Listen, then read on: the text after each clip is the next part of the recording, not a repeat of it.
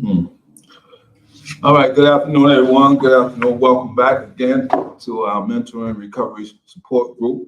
And it's always good to bring some informative information dealing with recovery, dealing with reentry, whether you're coming from residential treatment or from incarceration. And so the goal is to reshape the thinking of those who may be affected by some type of substance abuse or some type of reentry back into society. And so, therefore, we're going to bring you some information. I'm going to share some information, rather. And this article is brought to us by Cornerstone Healing Center.com. You can go online and retrieve this article, and it's brought to us by Cornerstone Healing Center.com. That is. And so it starts off. So the title, all right, let me put the title up. And so today's title is Breaking the Change, the Cycle of Addiction and Incarceration. Once again, this is our recovery support group. And so today we're going to share some information about breaking the change, the cycle of addiction and incarceration.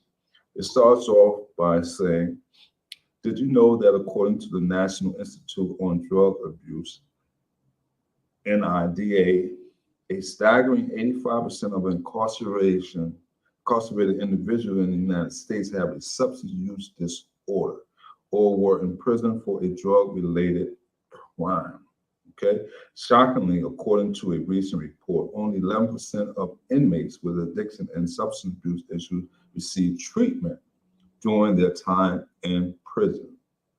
All right. And so there's a high number of incarcerated people, and then there is a low rate of people who actually receive some type of substance abuse treatment while they're incarcerated.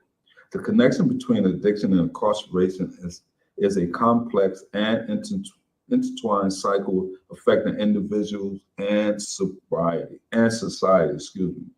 This article explores the intricate relationship between substance abuse and imprisonment, shedding light on the factors perpetuating this vicious cycle. Right? We will dive into the emotional toll on incarcerated individuals and the broader societal consequences, emphasizing the pressing need for transformative change in our addiction and criminal justice approach. Right? So, one of today's topic we're gonna discuss, and that is understanding substance abuse and addiction. All right. And so this article says substance abuse is the harmful or excessive use of drugs or alcohol negatively impacting an individual physical, mental, or social well-being. It involves the misuse of substances, often in a manner that deviates from approved medical or social norms. On the other hand, addiction is a chronic and compulsive disorder characterized by an individual's inability to control their consumption of a particular substance despite knowing its adverse effects. It goes beyond mere abuse and involves physical and psychological dependence, leading to an intense craving for the substance, tolerance, withdrawal symptoms upon cessation, and a strong focus on obtaining and using the substance despite the resulting personal, social, and professional problems. All right, and so that gives us some understanding about substance abuse and addiction. The article goes a little further and talks about the commonly abused substance and statistic. And so it has alcohol, it talks about tobacco, nicotine, then it goes on to marijuana, prescription opioids, cocaine, methamphetamine. And then it goes into how it is used and the statistic of that, right? And so we're not going to go in verbatim of how drugs are used and the statistics of that, but we will give some alarming statistics, and I want to share that, and so that we can gauge of how harmful drugs are within our community. All right, and so according to the National Institute on Drug Abuse, 85% of prison population has an active substance use disorder or were incarcerated for a drug or drug use crime. Data collected through 2007 through 8 and 9 shows that two-thirds, 63% of sentences jail inmates met the criteria for drug dependence or abuse, right? And so this goes into the aspect of why it's important. You may have heard prison reform, you may have heard people receiving treatment nowadays instead of punishment. And so this article is going to touch on that a little bit as we go a little further, all right?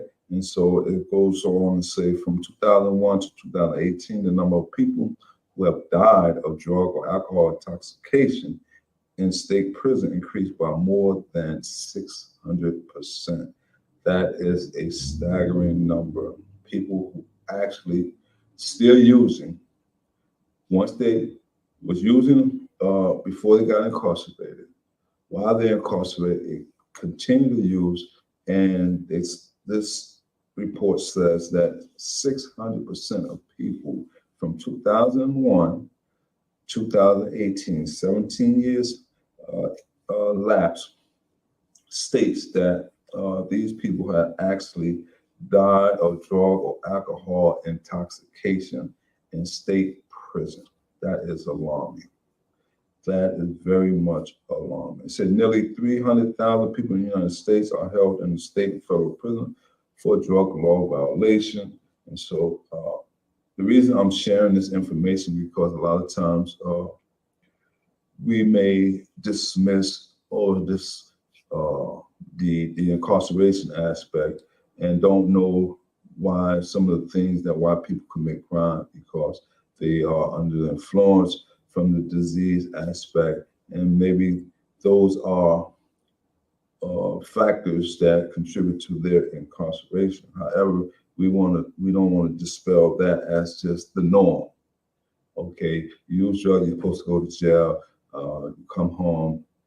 No, we want to shed light on that, and so that find out how can we turn this information that we're reading, turn these numbers around, because a lot of people are being affected. And so we know from reading materials, studying that from evidence-based material that addiction, whether it be alcohol or drugs, it's not just an individual disease. It affects not only the individual, but also the family. And so if that, just imagine 600% of people from 2001 to 2018 had literally lost their lives. So just imagine how many families or the percentage of families has actually been affected. All right. And so now we want to go into a little bit about the vicious cycle unveiled. The link between addiction and incarceration is a complex and multifaceted relationship that impacts individuals from all walks of life, no matter who you are. When someone becomes entangled in the grip of addiction, their actions may lead to legal consequences, often resulting in imprisonment. Substance abuse becomes a coping mechanism for many, offering temporary relief from underlying emotional or psychological struggles. However, as addiction progresses, the individual's ability to control their behavior diminishes, leading to risky actions that may violate the law. Moreover, addiction can impair judgment and impulse control, increasing the likelihood of engaging in criminal activity to sustain their habit.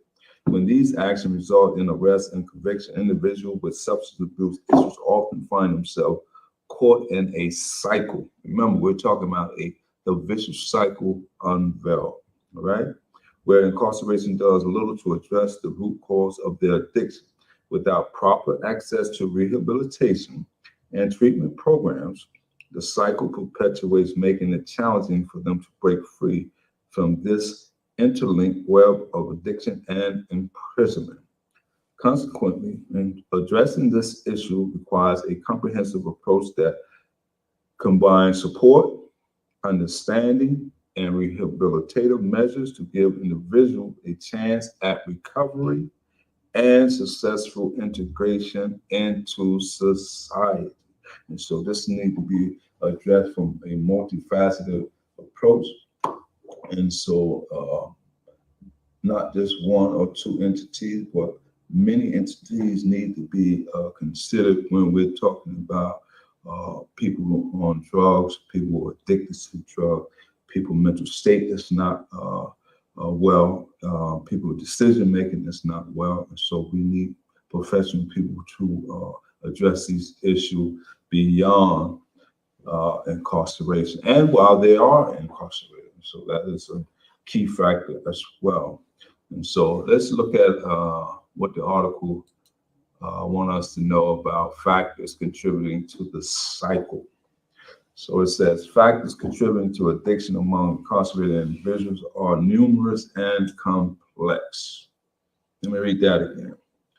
It says factors contributing to addiction among incarcerated individuals are numerous and complex. Firstly, many inmates already struggle with pre-existing substance abuse issues before entering the criminal justice system.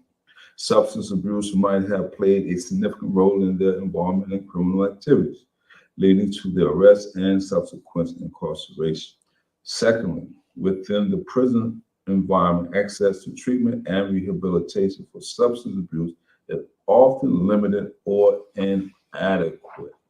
And so now you have someone who's having an addiction, commit a crime, goes to jail, and so they're spending their time not receiving the appropriate help, or they're not willing to attend the program that's being offered. Because I am someone from both backgrounds, from addiction and incarceration, and a lot of times there are, I know when I first went into the prison system, there was a limited access to rehabilitation, reform groups, programs, things of that nature. It wasn't until the latter part where they start to give an enhanced treatment through the therapeutic community, peer therapeutic community programs. But I don't know how it's ran, but when I was there, they was giving us an in debt where if you sign up for the program, you have to be there longer than 1 year. And so that for me was a great outcome because I began to learn more about my addiction and how to respond when certain factors appear in my life. So yes, but this article gives us a clear understanding that there may be people who are not receiving the adequate help, or they may be refusing the help that's being offered. So now there is another dilemma. So this article goes on to say, this lack of support can hinder an individual's effort to overcome their addiction and address the underlying issues driving their behavior. Additionally, social, economic, and environmental factors are crucial in shaping addiction patterns among incarcerated individuals. Poverty, unemployment, lack of education, and exposure to crime-ridden neighborhoods contribute to a higher risk of substance abuse and subsequent entanglement with the criminal justice system. To break the cycle of addiction and incarceration, addressing these factors necessitates comprehensive interventions that encompass rehabilitation, social support, and opportunities for positive change, both during and after incarceration. So that is key. Not only while people are inside receiving help, but once one is released, continuum of care. That's how it was presented to me when I went through the treatment program. The continuum of care was stated, and it was recommended that I partake in it, in which I did partake in it, and so it taught me a great deal of the importance of learning more about how one responds to whether it be trigger, urges, craving, people, places, and things, or situational circumstances. All these things play a major role in how one responds to conflict, anger, and managing those type of behaviors as well. And so it says factor contributing to addiction among incarcerated individuals. So factors say pre-existing substance abuse issues, lack of access to treatment and rehabilitation, socioeconomic, environmental factors. All right, and it says for pre-existing substance abuse issue, many incarcerated individuals enter the criminal justice system with pre-existing substance abuse problems. These issues might have been an underlying cause of their involvement in criminal activity, leading to their arrest and subsequent imprisonment. Substance abuse can exacerbate criminal behavior, impair decision-making, and contribute to a cycle of addiction and criminality. So there is a vicious cycle. There is a link. So basically what this article is saying, that there is a link to why people not only use drugs, become addicted to the drugs, there's decision making, why they commit crime, how they get in prison, and while they're there, the lack of or limited resources to rehabilitating information. So these things need to be addressed. And so that's why we are talking about it today. I don't want to say, well, all we know it goes on, but we want to move beyond that. We know. We don't want to be the know-it-all people. We want to know, give us some fact-finding information that can assist us and give us the appropriate information on top of that. So let's talk about the impact on individuals. The impact on addiction and incarceration on individuals is profound and far-reaching. Those grappling with substance abuse often face emotional and psychological tolls, experiencing mental health struggles and trauma. All right, let me read that again. It says, those grappling with substance abuse often face emotional and psychological tolls, experiencing mental health struggles and trauma. Relationships with family and friends may be strained, leading to isolation and a sense of disconnection. On the other hand, when individuals find themselves incarcerated due to drug-related offenses, the experience can be physically and emotionally challenging, right? So on top of the emotional, psychological toll, mental health struggles and trauma, family and friends strains, isolation, being disconnected.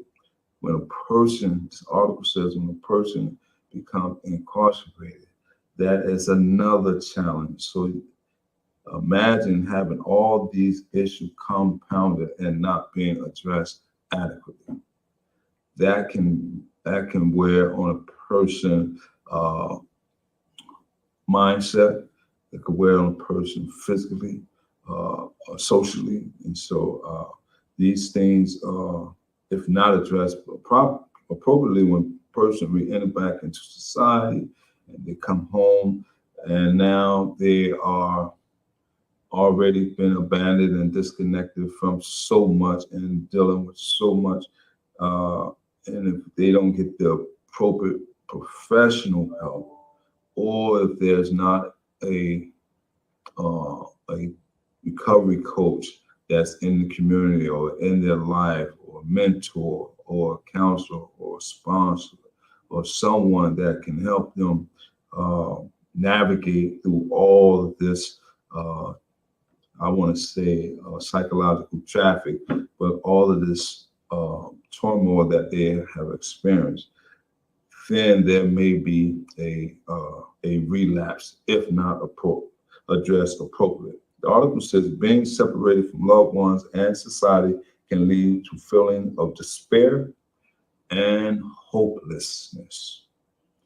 Okay. Moreover, the stigma associated with being a formerly incarcerated individual may hinder reintegration into the community post-release. Addressing the impact on individuals requires a compassionate approach, prioritizing mental health support, access to rehabilitation and reentry programs, and efforts to reduce social stigma, empowering them to rebuild their lives after facing the dual burdens of addiction and imprisonment. Wow, this is some heavy information because not only are we dealing with one factor of substance abuse, but we're talking about the incarcerated information. I am one of the person who has been blessed to have a support network once released from incarcerated, and that been through my family and friends, loved ones, and also being able to make a decision, a conscious decision to want to change, because a lot of times, be frankly, we have to take responsibility and look at ourselves. What can we do better, and learn from the experience, and learn from the setbacks, and take those challenges as something that we can turn it around. And believing and knowing that you are able to do that, you can make continuing strides for success. A lot of times, I am an advocate of, if you're willing to help yourself, people are willing to assist you in that process. And so that need to be stated more often, because a lot of times, as the article says, people be after facing substance abuse and incarceration, they may feel a sense of loneliness and despair, and they might just think that there's no hope, when there is hope. But we have to be willing, 100% willing to say, hey, I'm gonna give this good life, or what we would call I don't want to use the word sucker, but the good boy life instead of the bad boy life. I wanted to give the good boy life a try, because I lived the bad boy life so long, so many years. So let me try the good boy life. It gotta be better than the bad boy life, because I see a lot of success over here in the good boy life. And so, though that's the mind, for lack of a better word, but those are the framework we have to look at, change from how we perceive the information, how we can look at it from the path of, do I want to go backwards or do I want to move forward? We have the choice. And so we have the choice to choose. And so I hope someone watching this, that they will choose the right path instead of the wrong path. The next aspect, or the next topic we want to talk about, and that is societal consequences. The societal consequences of the cycle of addiction and incarceration are far-reaching and multifaceted. At a broader level, the prevalence of substance abuse and drug-related offenses contribute to the burden of overcrowded prisons, straining resources, and perpetuating a costly cycle of incarceration. From an individual perspective, those caught in the grips of addiction may experience strained relationships, financial hardships, and diminished productivity, impacting their lives and those of their families and communities. Furthermore, the criminalization of drug offenses often leads to stigmatization and marginalization, hindering individual opportunity for reintegration into society post-release. All right? And so there is a lot to be addressed. Now you're facing not only the criminalization of drug offense, but also now you've been stigmatized, labeled, stereotyped, put in a box as this criminal who may not be perceived as someone who's ready for change, and then it may hinder one's opportunity for reintegration, because now you have to go through a classification committee, and they will have to make a decision based upon the information that's in front of them, whether or not you have met the requirement that they're asking for you to accomplish. All right, and so those are challenges, but yet those it's not that they can't be overcome. So it says the societal consequences also extend to increased healthcare costs, lost workforce potential, and heightened recidivism rates.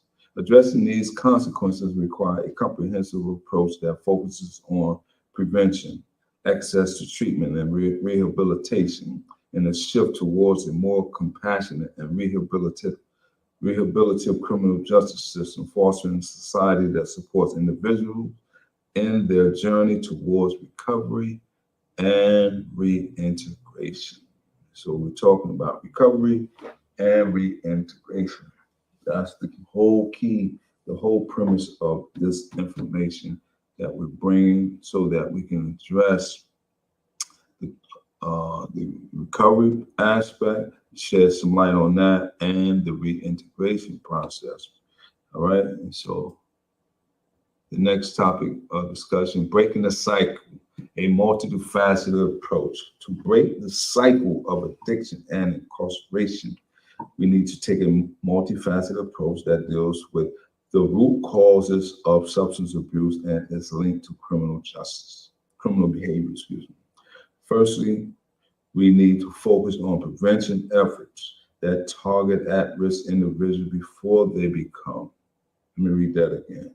First, we need to focus on prevention efforts that target at-risk individuals before they become involved in the criminal justice system.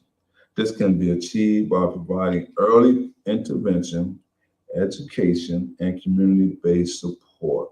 Second, we need to offer alternatives to incarceration for nonviolent drug offenders. Okay, and so those are programs that's set in place as I speak. They have, as I may mention, prison reform. They have drug court. They have all these programs now that can literally give a person an opportunity instead of being wasting away inside of a jail cell for years or months, however the time may be, where they have the opportunity to sit into a community-based residential program where they can actually receive the help that's basically needed. All right, and so this article giving us a better insight of breaking the cycle, a multifaceted approach. Programs such as diversion programs and drug courts can provide access to treatment and rehabilitation. Thirdly, it is crucial to ensure access to evidence-based treatment options, all right, mental health support, and comprehensive reentry program post-release. This will help support individuals in their journey toward recovery and successful community reintegration. In addition, addressing social economic disparities and providing equal access to education, employment, and housing opportunities can help break the cycle of addiction and criminality. We can create a more compassionate, effective, and sustainable response to addiction and incarceration challenges by fostering collaboration between law enforcement, healthcare professionals, and community organizations. All right. And so with that said, we're going to look at the last topic of discussion today, and we're going to read that, and that is the need for comprehensive addiction treatment. The need for comprehensive addiction treatment is paramount in addressing the complex and interrelated issues of substance abuse and its impact on individuals and society. Addiction is a chronic and multifaceted disorder that requires a holistic approach, combining medical, psychological, and social interventions. Treating an addiction solely as a criminal issue perpetuates the cycle of incarceration without addressing the underlying causes of substance abuse. All right, and so it says comprehensive addiction treatment offer evidence-based therapies, counseling, and support to help individuals understand and cope with the root triggers of their addiction. By focusing on prevention, early intervention, and long-term support, comprehensive treatment seeks to break the cycle of addiction and reduce the societal burdens of crime, recidivism, and healthcare costs. Empowering individuals with the tools for recovery and reintegration can lead to positive transformation in both their lives and the communities that they are a part of, fostering a healthier and more compassionate society for all. And so basically, when we all come together to look at the humanity aspect of how we can better help someone get healthier and change their lives, we have greater healthcare outcomes. And so that's the main focus, is to have much greater healthcare outcome by having all the professional entities working together hand in hand. And so that's it for this week. Until the next week, we hope to bring you some more informative information. Every week, it's not going to be talking about addiction and incarceration. But one thing for certain, we will be talking about substance abuse and how we can better understand it and better ways to provide services. All right. And so until the next time, take care. My name is Craig. Stay safe, everybody.